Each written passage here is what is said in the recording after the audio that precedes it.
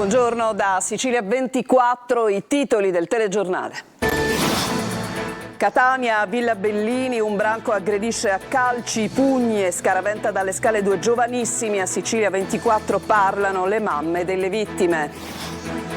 Palermo, il nuovo regolamento della Movida penalizza i pub in regola e favorisce gli abusivi che vendono alcol ai minorenni a qualsiasi ora della notte. Tanti i giovani che evitano il centro per paura di molestie. Anziana muore folgorata in casa a Palermo, la scintilla dell'incendio nel balcone, un cortocircuito avrebbe innescato il rogo. 20 anni di carcere per Rosalia Messina Denaro. La procura di Palermo chiede una condanna pesante per la sorella di Matteo. Intanto è attesa la deposizione in videoconferenza dell'architetto Gentile, accusato di essere uno dei fiancheggiatori del boss. La regione siciliana attiva una cabina di regia su Agrigento Capitale della Cultura 2025 per controllare la spesa dei fondi che ha stanziato, inedita l'iniziativa mai adottata in passato. La guida di Confindustria Catania, Maria Cristina Busi, la neopresidente, riparte da principi e valori saldi. Il Catania sprofonda al Massimino, i rossazzurri sconfitti dal Giuliano 3-2 in uno stadio a porte chiuse, sempre più vicina alla zona play-out, Zeoli resta in panchina.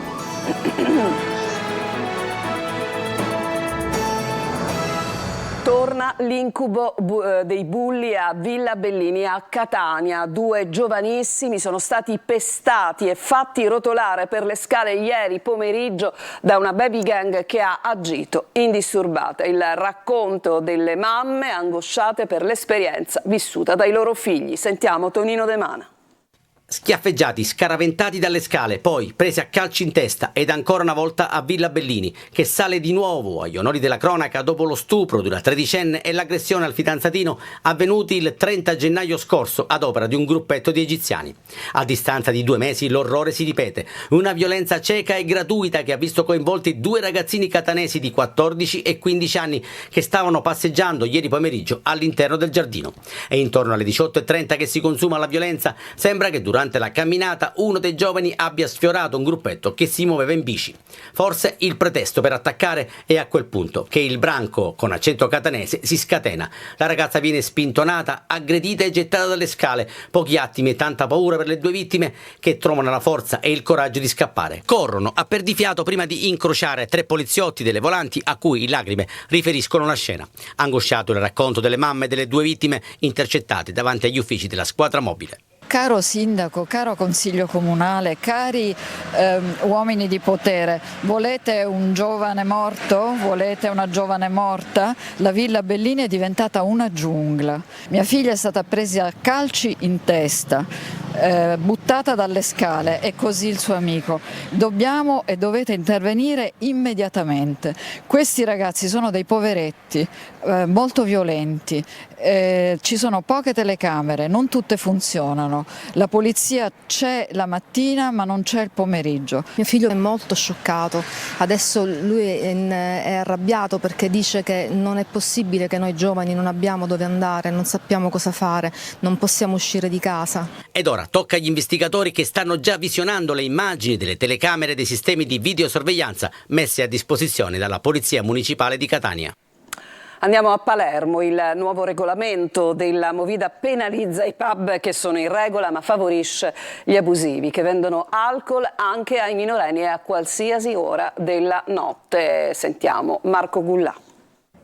La Movida che cambia a Palermo. Il nuovo regolamento penalizza soprattutto i locali in regola, favorendo invece gli abusivi come i mini market che di sera cambiano abito e diventano dei veri e propri pub dove si può consumare alcol a bassissimo prezzo. Il nuovo regolamento sulla Movida vieta a tutti la vendita di alcolici dopo le 22, se in lattina o in contenitori di vetro, ma i mini market gestiti per lo più da stranieri pur senza licenza restano aperti alla vendita.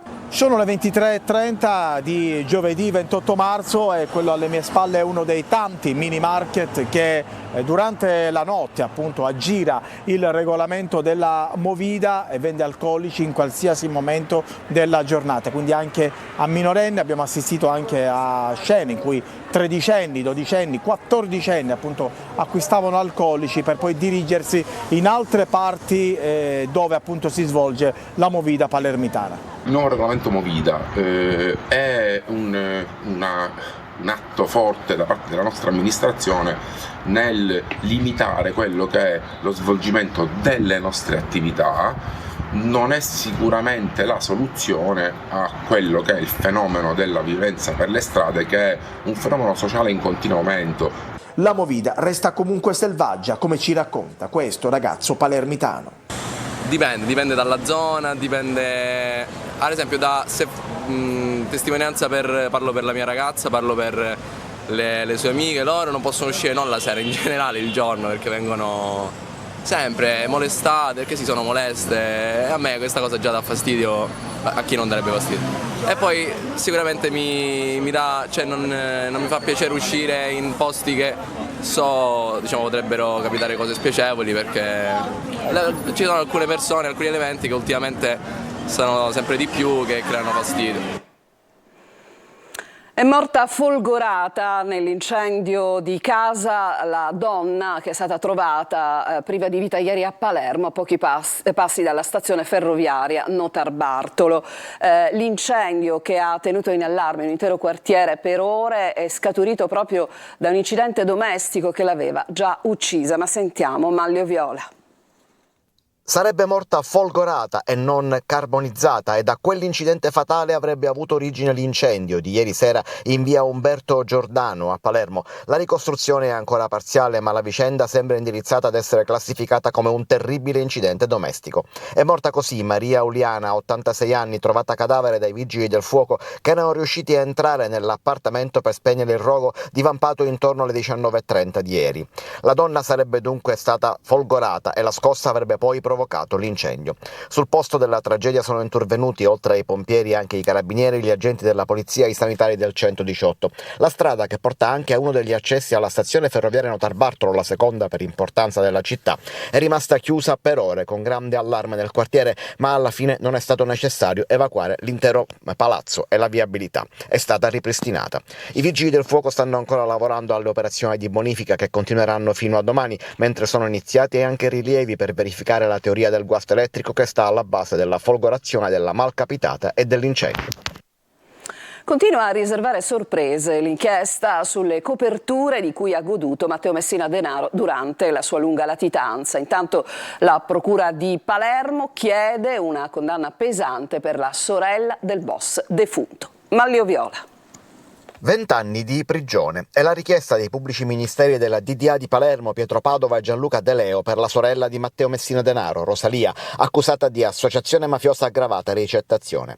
La donna si trova in carcere da marzo dell'anno scorso. Secondo gli inquirenti avrebbe aiutato per anni il fratello a sottrarsi alla cattura, avrebbe gestito per suo conto la cassa della famiglia mafiosa e la rete della trasmissione dei pizzini, consentendo così al capomafia di mantenere i rapporti con i suoi uomini durante la latitanza.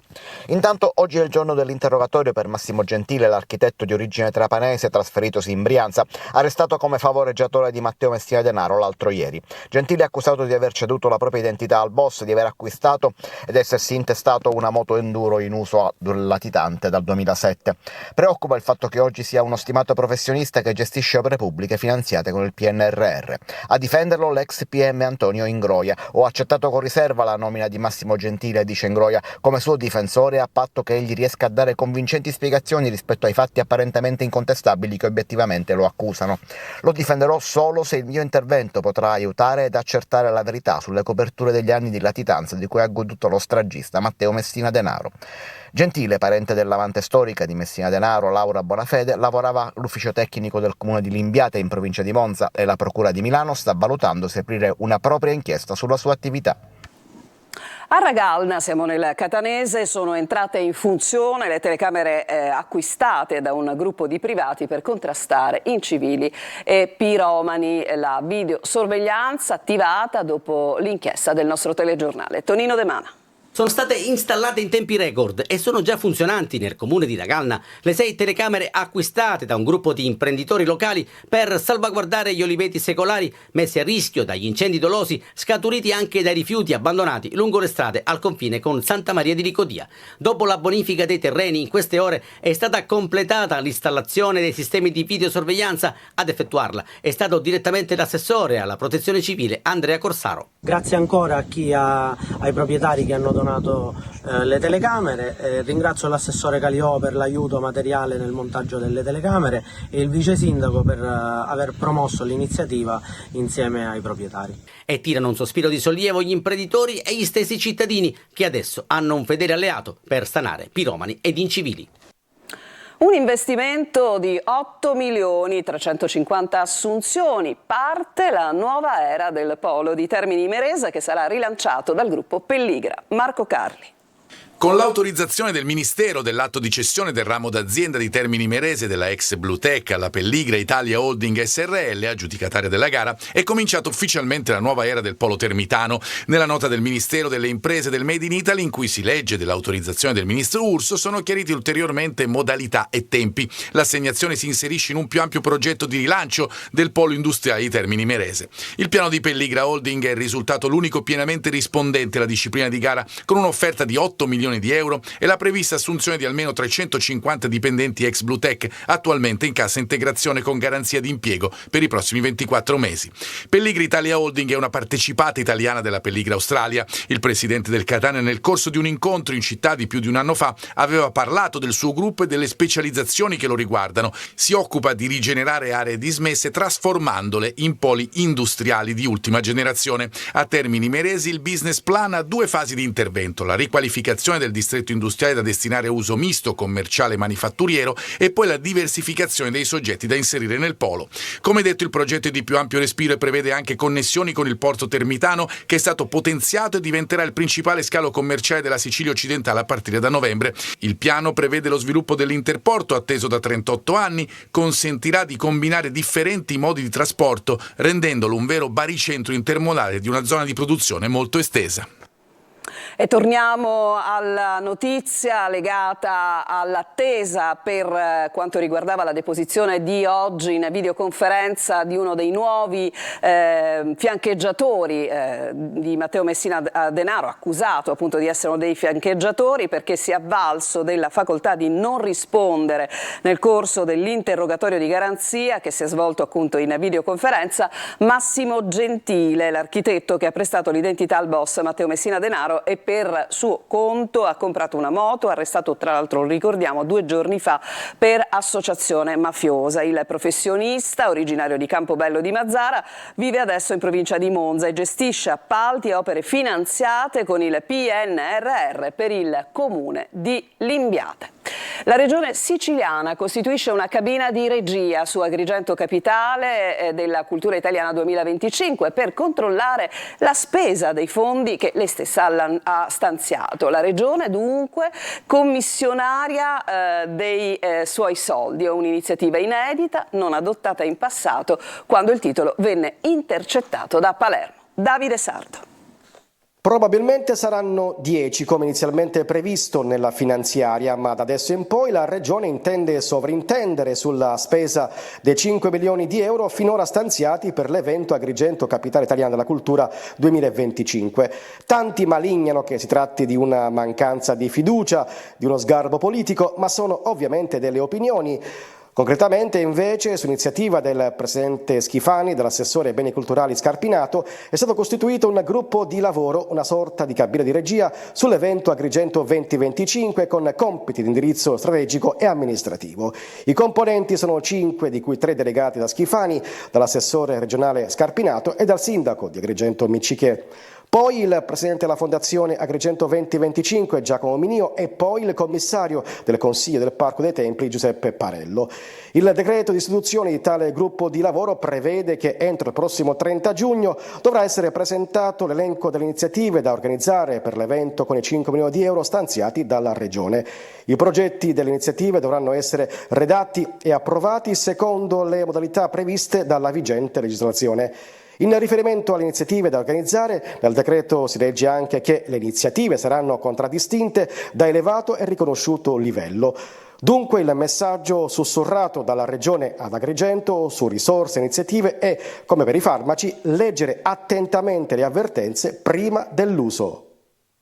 Confindustria Catania ha una nuova presidente, Maria Cristina Busi, è la prima donna alla guida dell'Associazione Etnea degli Imprenditori e ha le idee chiare sulla base dalla quale bisogna ripartire, ovvero l'etica professionale e personale. Eva Spampinato. Principi e valori saldi contraddistinguono il nuovo corso di Confindustria Catania, che riparte da una donna, Maria Cristina Busi Ferruzzi, e da una parola. Etica. Grande etica. Da parte di tutti gli associati verrà pretesa una grande etica, perché la buccia di banana dell'ultimo presidente è stata una gran brutta scoppola, diciamo la verità. È inaccettabile anche nel 2024 si paghi ancora il pizzo. L'elezione di una donna a capo degli imprenditori rappresenta un punto di svolta, un segnale forte per l'intero sistema paese. Perché va a sfatare quell'impressione negativa sempre che c'è nei confronti delle donne del sud. Un messaggio non solo per Catania, non solo per la Sicilia, ma anche per tutta l'Italia. L'imprenditrice bolognese, ma catanese d'adozione alla guida della SIBEG, trova un tessuto imprenditoriale forte in cui Catania è la città capofila del sud-est.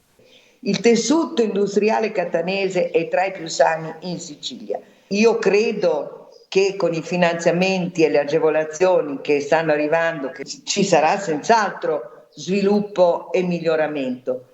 Dobbiamo solo metterci a tavolino e vedere le priorità e le emergenze. La Busi sta stilando i punti programmatici del suo mandato. L'Assemblea Generale dei Soci, che ratificherà formalmente l'elezione della Presidente e della sua squadra, è prevista entro il mese di maggio. Adesso ci fermiamo per una pausa, torniamo tra pochissimo per parlare della Pasqua.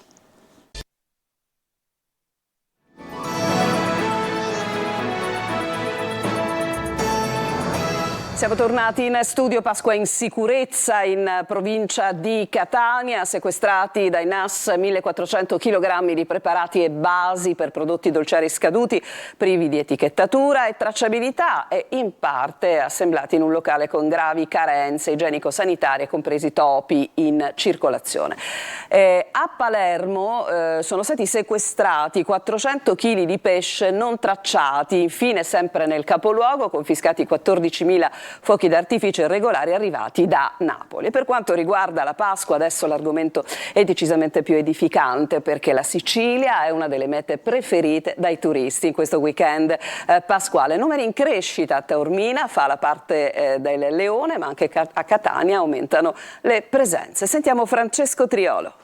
20 milioni di persone in viaggio, la metà dei quali in Sicilia, Campania e Puglia. Pasqua diventa il traino della stagione turistica. Nell'isola, nel periodo che va dal 30 marzo al 2 aprile, è previsto un aumento di presenze dell'1,5% in più rispetto allo scorso anno e sono soprattutto presenze straniere a crescere. Il dato emerge da un'indagine condotta al Centro Studi Turistici Firenze per Confesercenti. Il 59% delle presenze turistiche in Sicilia sarà di stranieri, una percentuale in deciso aumento rispetto agli ultimi anni. In leggera flessione, meno dell'1% invece di spostamenti interni, complice la riduzione del potere d'acquisto che incide su budget e scelte di consumo. A Catania le previsioni indicano un incremento degli arrivi complessivi del 6,78% rispetto al 2023, con un aumento delle presenze del 4,96%. Sono oltre 200.000 passeggeri, di cui 143.000 nazionali e 89.000 internazionali, che transiteranno dall'aeroporto di Catania per la Pasqua. Numeri in crescita in tutte le città siciliane, con Taormina che registra un tasso di riempimento degli alberghi dell'80%, in centro le strutture sono tutte aperte. Taormina sold out non completamente, il 20% ancora è disponibile anche per prenotazioni last minute, quindi dagli alberghi a 5 stelle fino alle piccole strutture ricettive e anche ai bed and breakfast. Con la Pasqua arrivata troppo presto rispetto agli anni scorsi, il grosso dei turisti è atteso però per il ponte del 25 aprile. Sul fronte medio si prevede un weekend soleggiato su tutta l'isola, con temperature massime anche superiori a 22-24 gradi per la presenza dello scirocco, soprattutto sul versante tirrenico della Sicilia. Adesso ci fermiamo ancora, un'altra pausa e poi rientriamo con il calcio.